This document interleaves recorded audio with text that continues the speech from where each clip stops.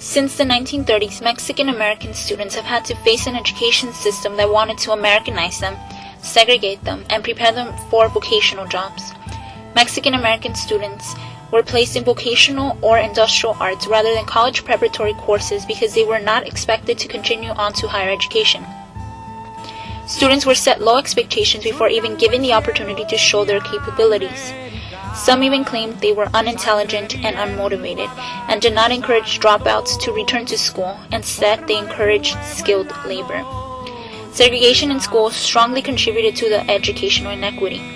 Despite this, Los Angeles school officials were not concerned with the noted segregation, because according to school officials, this was a community problem, which they were not responsible for. In 1947, the Mendez family organized to fight education segregation.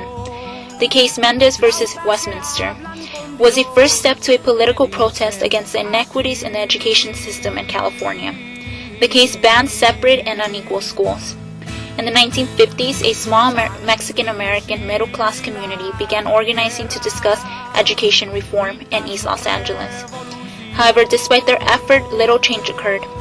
But in the 1960s, a growing concern over Mexican-American high school dropouts began to be exposed and recognized. In 1960, the average dropout rate for 36 high schools in Los Angeles was 11%, while for the 6 minority schools, it ranged from twice to 3 times as many. In the early 1960s, Ruben Salazar, a prominent Los Angeles Times journalist, followed the Chicano community and educational crisis. In his article, Civic Leaders Troubled by School Dropouts, Salazar explains that Mexican Americans had the highest dropout rate out of any other group in Los Angeles. He gives us the story of Pablo, a high school dropout who says he quit school so he could work, but the reasons were more complicated. Pablo says, "What has algebra got to do with me? To me, algebra always seemed to belong to the gringo world." To Pablo, the curriculum was irrelevant because it belonged to the gringo world, which he could not connect with. Pablo could not see his reflection in that algebra book. Instead, he saw a world that he did not belong to, which pushed him to leave school. Salazar explains that school administrators confirm that the so-called dropouts are either encouraged or invited to leave school. These are not dropouts, they are kickouts. Without a doubt, Pablo was pushed out of school. The dropout rate may have scared civic leaders, but it was a group of students and a teacher, Sal Castro, along with the Brown Berets, that united the Chicano student body. In 1968, students walked out of East LA schools and unleashed the Chicano movement. Students pitched 36 demands to the Los Angeles Board of Education. A critical demand was that textbooks and curriculum should be revised to show Mexican contributions to society, to show injustices that they have suffered, and to concentrate on the Mexican folklore. Students knew that culturally relevant curriculum was an important component in their education. Mexican American students proved that they were not culturally inadequate, unintelligent, lazy, or passive, and instead exposed the discriminatory practices of the education system. The curriculum and educational policies were designed for European Americans, not for Chicanos. Consequently, many Chicano students drop out of high school, since the high school system was designed to rid them of their culture and immerse them into white middle class culture. Transiency continues to be a huge problem in regards to high school dropout rates. A school administrator was quoted saying, "Our board policy is that any individual who is sufficient troublemaker so that he keeps others from learning must sometimes be sacrificed for the benefit of the class."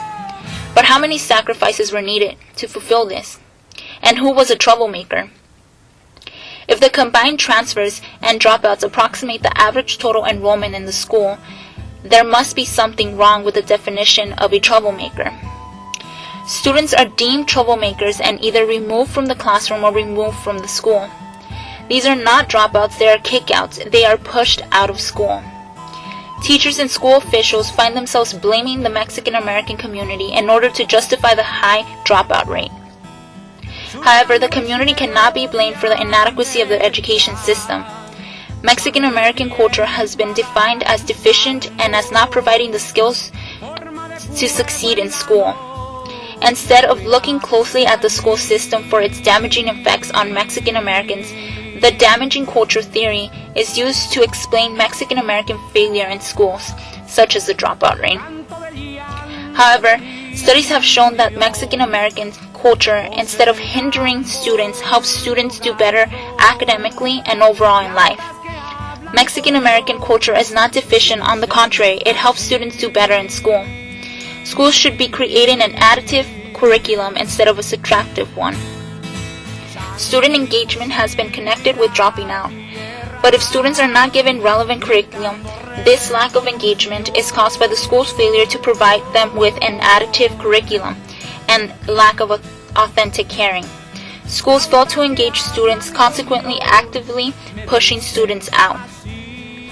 School mobility has also been attributed to high school dropout rates. However, if Chicano students are experiencing school mobility by changing schools because of involuntary withdrawal due to low grades, poor attendance, misbehavior, expulsions, or forced transfers, then the dropout rate should be attributed to school policies. Family background and parental involvement have also been connected to dropout rates. However, this may be oversimplified and instead be ignoring other factors that contribute to educational inequity, such as discriminatory practices. Schools are silencing the actual reasons behind the high school dropouts to protect and maintain the school system. Instead of helping, they are hindering the possibility to learn about ways of solving the high school dropout problem. Today, the Chicano dropout rate continues at alarming numbers. The Latino school-age population is predicted to grow over the next 25 years. And while whites, Asian Americans, and blacks have closer dropout rates, Latinos have a significantly higher dropout rate than any other group.